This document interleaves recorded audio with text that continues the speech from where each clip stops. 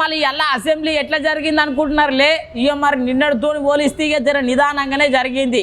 పాత ముచ్చట్లను యాద్ చేసుకున్నారు, కొత్త ముచ్చట్లను పరిచయం చేసిర్రు. మరి మా నియోజకవర్గంలో గిట్లున్నది సమస్యలు అని చెప్పిర్రు.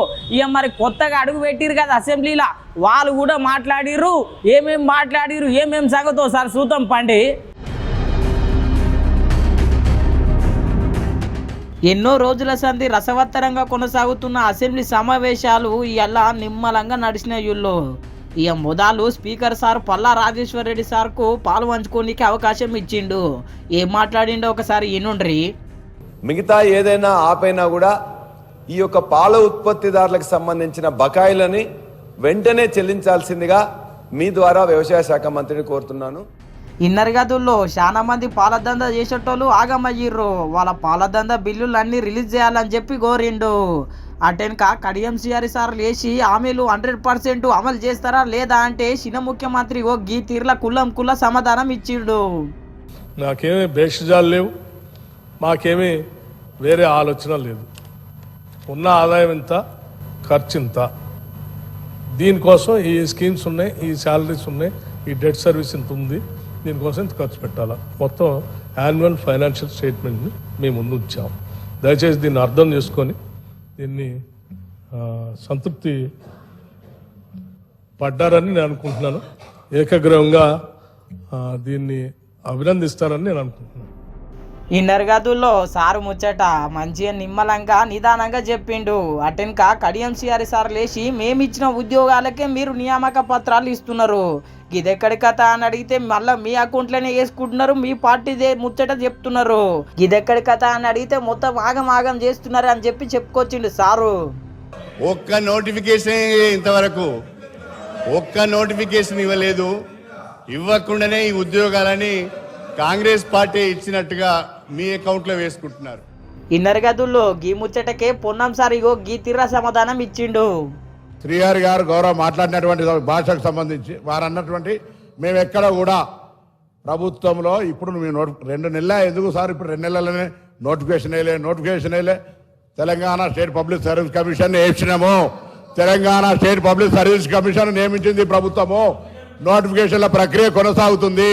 నోటిఫికేషన్ల ఉద్యోగం వేస్తూ ఓపిక పట్టండి. మీ ఉద్యోగాలు వేయని ఉద్యోగాలు వేరేటోళ్ళకి రావాలనుకుంటే ఎట్లా అధ్యక్ష? తప్పకుండా ఉద్యోగాలు ఇస్తాం. మీ ఉద్యోగాలు వేయడానికి వేరేటోళ్ళకు ఉద్యోగాలు రావాలనుకుంటే ఎట్లా అనేటువంటి మాటని సందర్భంగా జ్ఞాపకం చేస్తాం. ఇన్నర్ గదుల్లో పొన్నం ప్రభాకర్ సార్ మాటలు కాంగ్రెస్ పార్టీని ఒక్క మాట కూడా అందిస్తలేడు.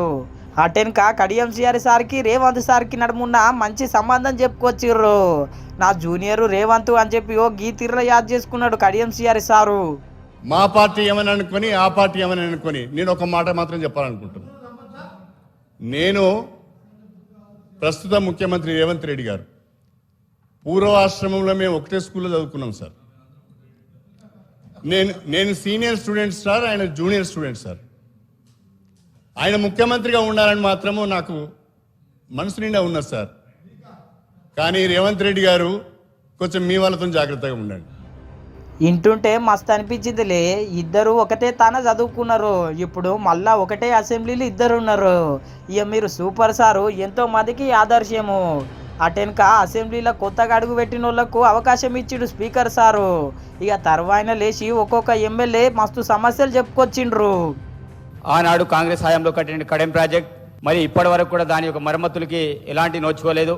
మరి ఆనాటి ఐటీ శాఖ మంత్రివర్యులు తారక రామారావు గారికి ఆ కడెం ప్రాజెక్ట్ ఎక్కడుంటో తెలియనటువంటి పరిస్థితి.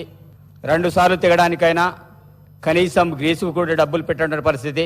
ఈసారి గౌరవ ముఖ్యమంత్రి మరి మొట్టమొదటిసారిగా మా ప్రాంతానికి రావడం, మరి మా ప్రాంతం నుంచే అభివృద్ధికి శ్రీకారం చుట్టడం, ముఖ్యమంత్రి గారికి హృదయపూర్వకంగా ఉమ్మడి ఆదిలాబాద్ జిల్లా పక్షాన కానపురి ప్రజల పక్షాన ధన్యవాదాలు తెలియజేస్తున్నా అధ్యక్ష.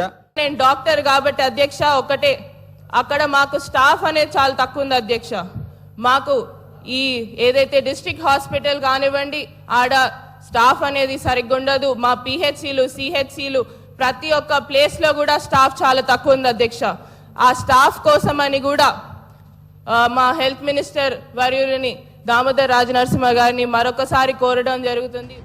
ఇట్లా నిదానంగా నిమ్మలంగా నడిచిందుల్లో అసెంబ్లీ రోజు ఇట్లనే నడిస్తే మస్తు ఉంటుంది మరి.